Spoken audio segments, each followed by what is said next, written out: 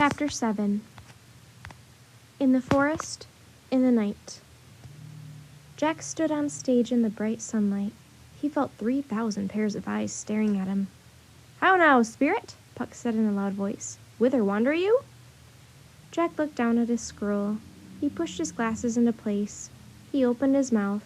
No sound came out. One of the groundlings hissed. "How now, spirit?" Puck shouted even louder this time. "Whither wander you?" Jack closed his eyes. He felt the summer night. He took a deep breath. He cleared his throat. He looked at his speech. Then he began to read.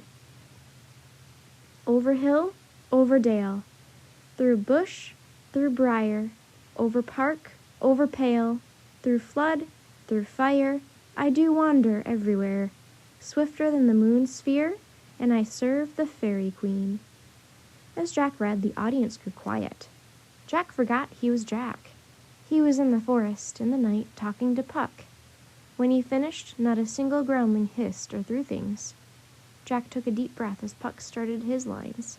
Jack knew he had one more speech. His heart pounded, but it was more from excitement now than fear. When it was time to start his second speech, he was ready. This time he spoke very clearly and with feeling. He tried to be as natural as possible. When he finished his speech, the audience clapped and clapped. Jack hardly remembered leaving the stage. Will was waiting for him. "Hurrah!" said Will, slapping Jack on the back. "You were brilliant!" Jack blushed as he gave Will his scroll back. He couldn't believe he'd just acted in front of all those people, and he'd actually had fun, just like Annie had said. Jack waited in the shadows for Annie to do her part. He watched her go on stage with the fairy queen and the other fairies. When the queen asked the fairies to sing her to sleep, Annie stepped forward. Reading from her scroll, she sang out clearly and with lots of feeling. You spotted snakes with double tongue, thorny hedgehogs be not seen. Annie waved her hands as if shooing away the snakes and hedgehogs. Newts and blindworms do no wrong, come not near our fairy queen. Annie shook her finger at the newts and blindworms. The audience howled with laughter. Annie kept singing. She made funny movements and silly faces to go with the words. She even added a little dance to her song. By the time she finished, the audience clapped and cheered and stamped their feet. "Wonderful job, Andy," Will said when Annie left the stage. "You were brilliant," Jack told her. "Thanks," said Annie. She gave her scroll back to Will. "Do I go on again?" "Not until the end, when we all bow," said Will. Just then Jack heard the audience laughing again.